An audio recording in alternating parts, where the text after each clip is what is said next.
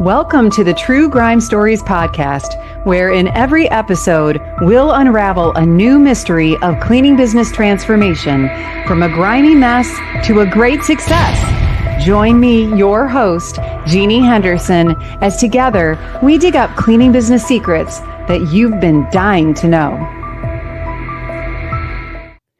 Hey there, people out in the residential cleaning industry. Welcome back to True Grime Stories. I'm your host, Jeannie Henderson, and we have got a great interview for you today. We are going to interview one of the owners of one of the biggest residential cleaning businesses in the United States. So you may think that people like that don't have problems, but we all have grime stories. So I'm excited to welcome Ino Padilla to join us today. He is the co-owner of Detail Cleaning Services in Houston, Texas. We interviewed his partner and sister, Emma, earlier in our podcast. So go back and check that one out too. But Detail Cleaning Services, it's a family-run residential cleaning business like many of us. And he operates alongside of his mother and sister, Emma. So Ino served our country in the U.S. Army for 4 years. So thank you, Ino, for that. And then he returned to Houston and helped grow this company after he earned a degree from the University of Houston. So Ino's a dad, a veteran, a husband, an entrepreneur. He's doing it all. And on top of that, he has started an additional business called Outrank Automations. We'll talk a little bit about that. And along with me, he is a cleaning business fundamentals coach. So we want to welcome you, Ina. Welcome. I almost said Ino. Almost gave you the feminine version of your name. But welcome to True Grime Stories.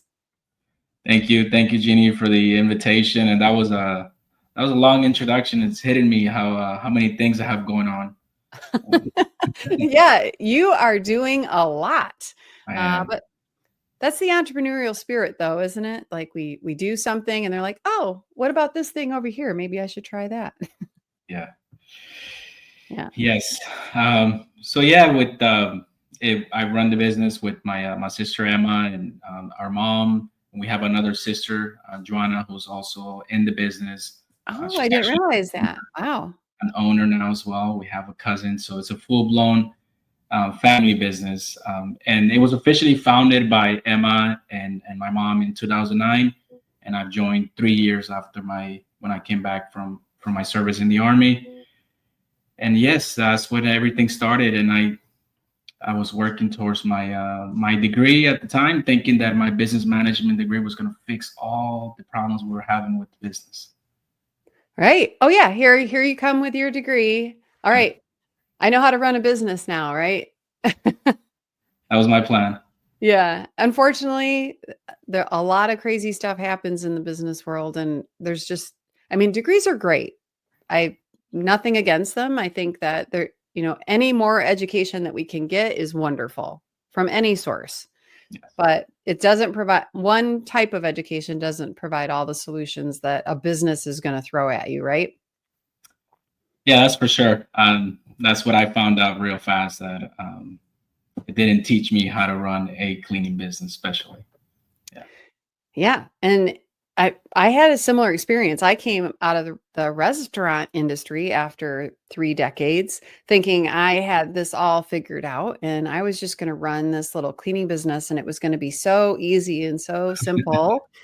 and it kicked my butt. I was not prepared because running a cleaning business is very different than running a restaurant business. Just night and day. There are some similarities. There are some things that helped, but I almost gave up. So I think that's why I'm so passionate about this podcast, because I have so many grime stories and I know many of our guests do too. So let's dive into that. So you started working in the cleaning business. What's your role, or what has your role primarily been? So yes, I've always handled the operational side of the business. So we kind of split it with Emma, and it was more an accident at the time. It wasn't by design. She's like, you know what? I think I like marketing and sales more, so I'll do that. And I like the operations side. I did a little bit of that in the Army. Let me handle the operations. And then now we joke that I ended up with the hardest part of the business, which is handling technicians and the customer service side.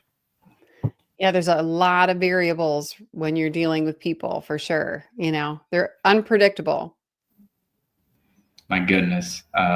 Yeah, it's been quite a ride. I mean, it's now we just hit our sweet 16 this month in May. We're 16 years with Happy birthday. Congratulations on your anniversary. That's huge. That's a long time. It was So you're an old timer in the business now. right.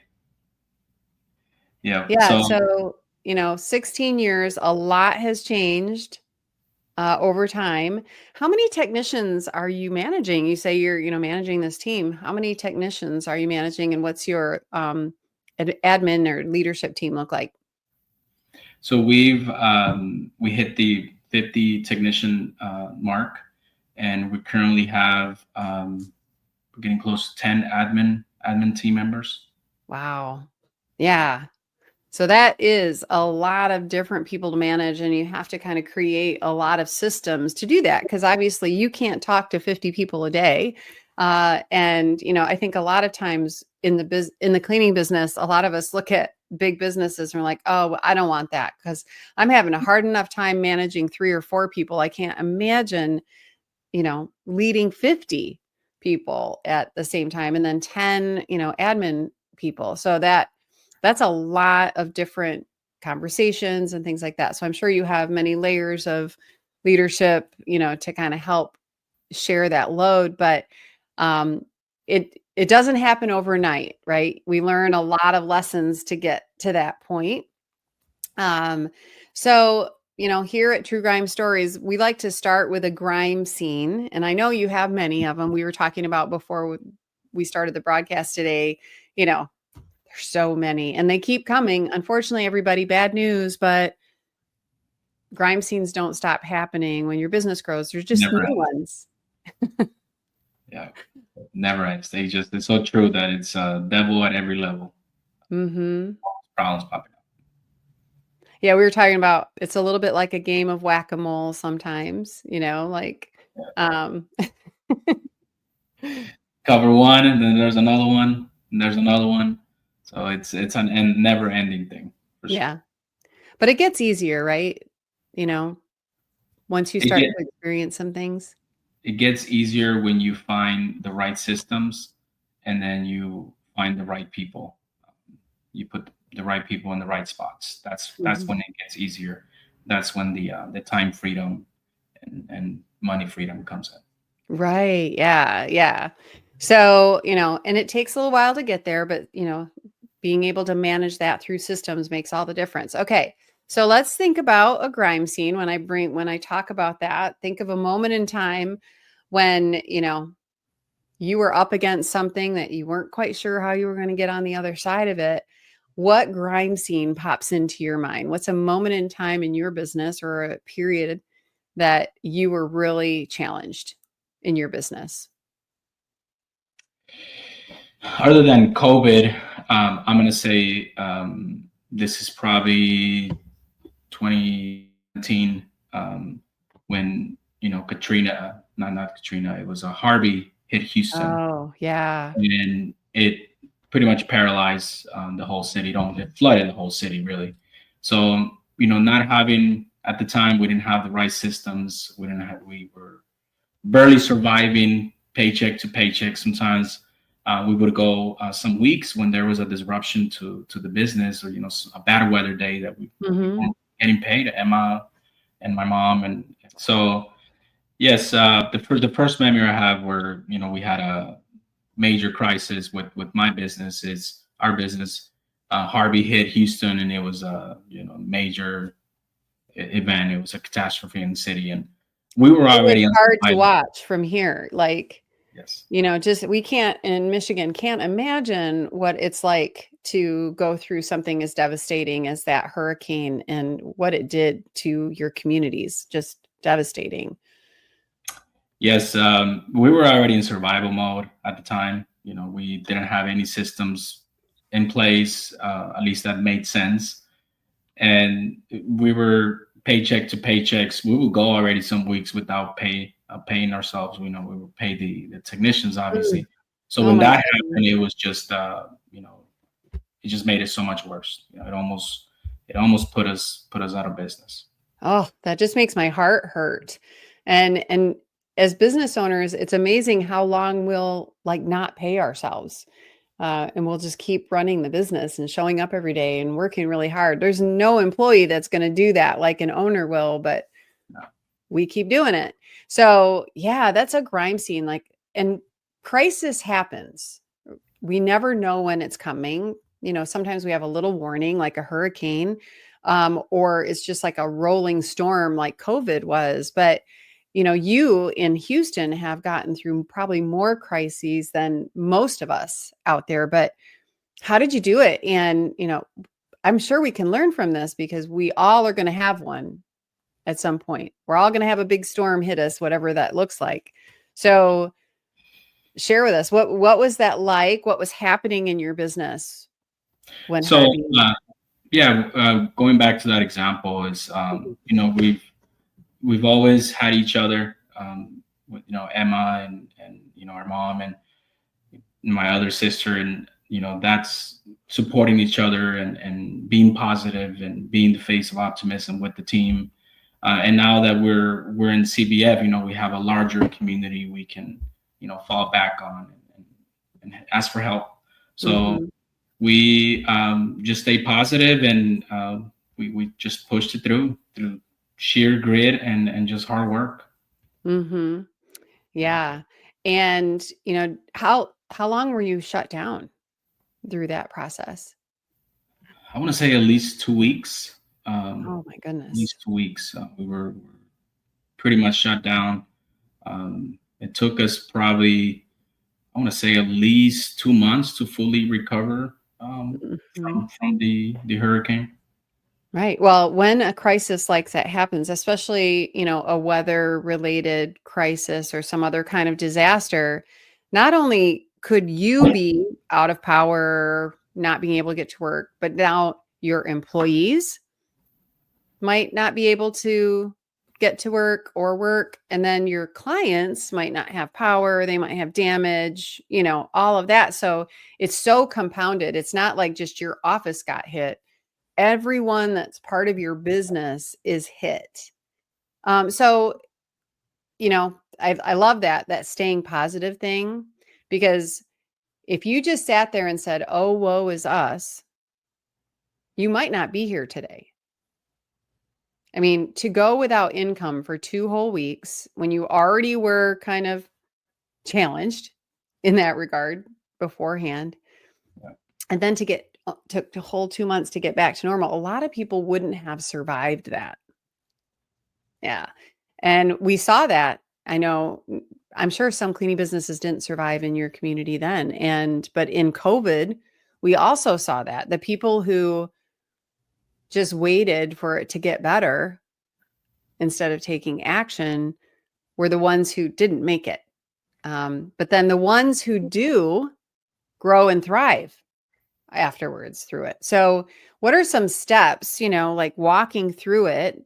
um, you know, remaining positive, so important. What are some other steps like getting through a crisis, getting through a disaster? And even now, when you guys, you still have hurricanes coming at you, unfortunately. How do you handle that? Do you have systems in place now to prepare for things like that, since you kind of are in the hurricane alley? Yes, for sure. We have systems in place. And now, because of thankfully the size of our business, like last year we had a hurricane who came through the city, and we had to shut down for a few days. We can handle those Mm-hmm. punches a little better. But, just being in communication with our technicians, when that's what's going on, staying positive, being the face of optimism with them, communicating with clients, getting our clients. One thing we did this last time is when we knew the hurricane was going to hit, we rescheduled the clients to earlier in that week to not lose that Mhm. revenue. So Oh, that's smart. Right. So watching if you know something's coming, start backfilling your yes, schedule, right? We do that when the snowstorms come. We do the same kind of thing when we see snowstorms coming now, but we had to learn the hard way, um, yeah. losing a bunch of revenue the first few times that we went through that. But it's nothing, our snowstorms aren't anything like the hurricanes that you guys go through. All right. So backfilling your schedule, kind of strong communication. What kind of training are you doing with your team to prepare for when these things happen, since you are more in the way of, that happening to you? Yes, now we have a field manager who was recently promoted to a service division manager. So she's trained to always play it safe. Mhm. We usually just follow like the school system. If they're shutting down, we're shutting down ourselves. So that's the first part of the training. So she's Mhm. monitoring the weather, and when that comes, she always plays it safe. And then with the customers as well, we're reaching out to customers. I remember we did something with that helped us a lot. I think it was during Harvey. We asked our customers to pay for the whole service for the year to support our business. That was very helpful with cash flows. Okay, so let's dig into that, because I bet a lot of people haven't thought of that strategy, but I've heard of people doing this. So tell us about that. So, like when you were shut down for a period of time, then is that when you went out to the clients with the offer? Yes, when you shut down, customer starts canceling, obviously as well. So we'll reach out to them. Like obviously, we put it how it's going to help us, Mhm. stay afloat during this time. If you're able to do it, we would really appreciate it. Just a simple email, and you'll be surprised how many people say yes. So that was really helpful at the time. So people were prepaying the rest of the year or 12 months? Correct. Okay, great. And were you giving them any kind of incentive to do that, or just basically like tugging at their heartstrings and saying, this is helping us keep our team employed? What was that messaging like? Keeping our team employed. There Mhm. was no incentives. We even asked for sale. I remember for wire transfers to not pay the credit card fees. We went even that far. Oh, okay. Well, that's good. I mean, it every penny makes a difference at that point, and so that makes a big difference. We've done similar things like that. We did that during COVID, asking some people to prepay. But what that does is it sets you up to have some cash flow, and it can add up pretty quickly. I'm not sure in your market, but the average client is today bringing in anywhere from $4,000 to $6,000 a year. So, if 10 clients do that, now you have $50,000, that at least you can kind of live off of in that period of time going, until you can get up and running again. So that is another great strategy. But yeah, this is a really important message, I think, for people in the residential cleaning industry to learn, because we get so caught up in the grind that we don't think ahead too much, right? We're like so focused on like what's in front of us today and not thinking, well, what if something goes wrong? How do I prepare for that?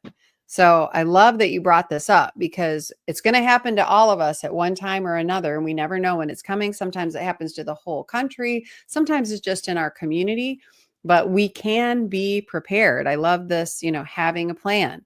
So let's take a break here. This is a great story, Thank you so much. And we're going to talk a little bit. I'm going to share a message about our sponsor, Cleaning Business Fundamentals, and then we'll come back.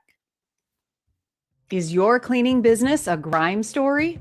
There's no need to stay stuck in the muck, because you're not alone. With over 500 active members and more than 500 graduates of our Cleaning Business Fundamentals program, CBF is the #1 cleaning business academy in the world and has created more mop-free millionaires than any program in the industry. Learn more and let CBF take your residential cleaning business From a grime story to a gleaming success. Welcome back, everybody, to True Grime Stories. I'm here with Ino Padilla, the owner of Detail Cleaning Services in Houston, Texas, and he's been sharing with us about surviving crisis in your business. This is something that we're all going to have to deal with, so listen closely, and I hope you're taking notes, but let's jump right back in. So, Ino, thank you so much for sharing your grime scene with us. I think this is such an important thing for cleaning business owners to think about. And I'm sure you guys have probably survived many of these crises over the years. Yes, the crisis without seeing any profit for many years, for really 10 years from 2009 to 2019, when we started investing in our learning, we saw very little profit. Like I mentioned already, paycheck to paycheck. I always joke with some of my coaches of the times when I was running the business, and I was so terrified sometimes of opening my phone and seeing the messages from the previous night because of how many of my employees were calling in and the puzzle that I had to solve for that day. So, yeah. Yeah, that gives me goosebumps because I can relate to that 100%. Like the and I'd kind of forgotten about that, but remembering like how I hated for my phone to make a sound, like because it just meant I had another problem to solve. I had another issue, and oh, yeah. So having a plan for all of those situations really sets you apart. It's the difference between people who survive a crisis and those who don't. Number one is just going into it head first. In cleaning business fundamentals, we call that being a buffalo, right? Like charging into the storm instead of running away from it. Number one, that's so important. Remaining positive, you shared that. We can always focus on all the bad things, but if we focus on the good things and we help our team members focus on that, I think it does so much good if you can encourage your team because they're scared too, going through stuff like that. Have you done anything like that, like things to help your team members get through things like the hurricanes and stuff like that personally for them? Yes, every time that's happened, we've been, very, very supportive. I remember we had the freeze a couple of years ago, where we almost froze to death here in Texas. Oh yeah, That gosh, was another. you get a lot of stuff. Yes. So I remember a lot of our technicians, without power, and unfortunately ourselves were without power. So part of what we did is we paid them for a few days of work. When COVID happened as well, when employees were leaving, were wanting to quit left and right. One of the smartest things we did with Emma, looking back on it, and we always remember this, is that we decided to pay them out of our pocket, really, to not lose those employees. So anytime that there's a catastrophe like that, we always think of, okay, how can we help our employees, to stay afloat themselves, because they're obviously suffering. Most of us live paycheck to paycheck. So yeah, thinking about that and doing anything you can to help them out makes a huge difference. That's so great. And a lot of times, we aren't prepared for those situations financially to be able to pay people or whatever. One of the things that I learned in some of my previous experience was having a contingency fund. Some people call it an emergency fund, to have some extra money set aside and maybe even have it in a separate bank account so you're never tempted to spend it. But to have, try to have 1 month of business expenses and then maybe 2 months and then maybe 3 months of business expenses. And some people even say 6 months of business expenses. But even if you have 1 week of business expenses that you can set aside, that is helpful to ensure your business in a time when a crisis happens. But yeah, for sure. but that's a really good point, is to take care of your team. And so what does your plan look like? You said you start watching, you watch for things coming, and where you're located, you do get warnings often ahead of time. So you're notifying clients, you're notifying employees.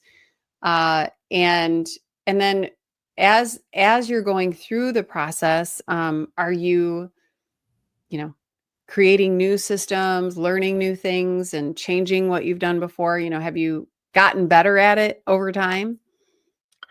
Yes, for sure. I mean, one thing is, we don't make it as big of a deal. Maybe we're just used to it. We're numb to it.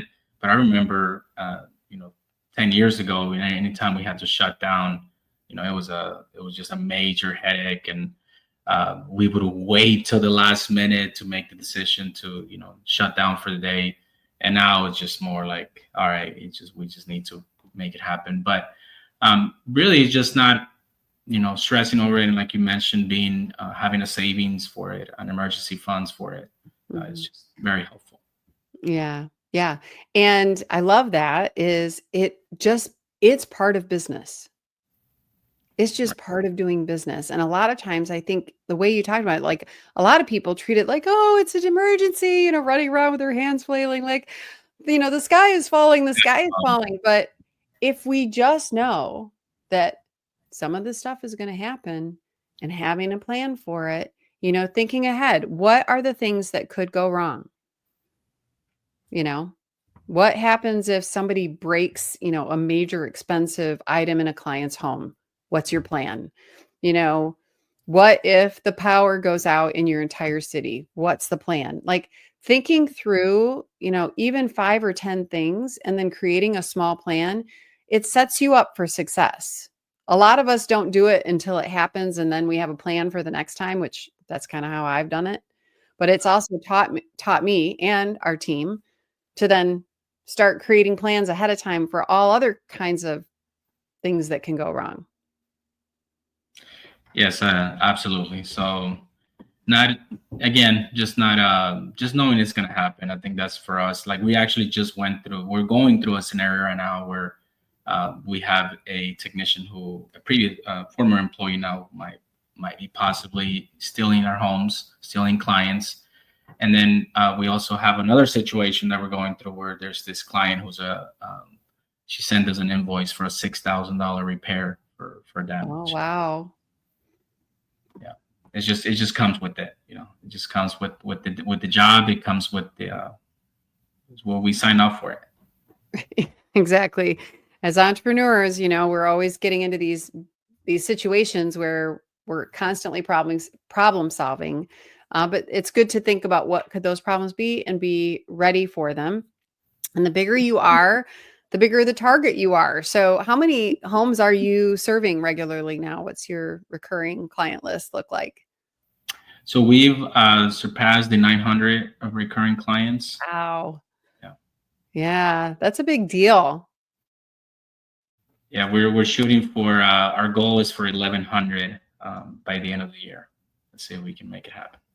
Well, I believe that you will. You and Emma and your whole team are a shining light in the industry and a great inspiration to all of us. And thank you so much for sharing, this really important piece of information that a lot of us don't spend the time thinking about until it's upon us, right? So that is so helpful. So what does your life look like today? So now that, you're on the other side of, not being profitable, dealing with crises, all the growing pains. What is life like today for you and your family now that you have systemized your business? You now have literally two other businesses, Outrank Automations and your CBF coaching business. What's that look like for you today? So yeah, part of what growing fixing our system, especially when with for us, it all started when we joined CBF and fixed our systems, and slowly we started creating that time freedom and some financial freedom. So with my family, I have my two younger boys are on the autism spectrum, so Mm. they're the ones who are my inspiration, and it's what drives me every day. And we're with my wife, we've always wanted to homeschool them as part of what Mhm. we've been working really hard towards. So she's in the corporate world, and she's actually about to stop working, and we're gonna homeschool our boys. Oh, that's so great that you have choice and the freedom to do that. That's really huge blessing. And it doesn't come by luck. It comes by hard work and intentional planning and all of that. Well, congratulations on that for sure. Now, did Outrank Automations, your second business, did that kind of spring out of your business and the things that you created for your own business? And now you're kind of doing that for other business owners?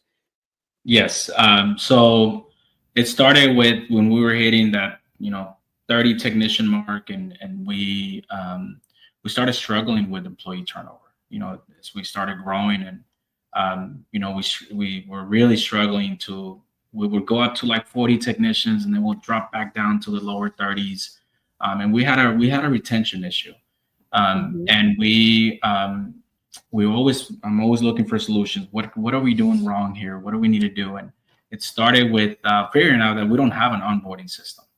Our onboarding was orientation day, training week, and that was it. That's when everything ended. And Mhm. we implemented a full blown onboarding system with automations and videos, and we were able to immediately surpass our technician goal of 40, and then we're hitting the 50s, and by the end of the year we're shooting for 60 cleaning technicians with this onboarding system that we have in place.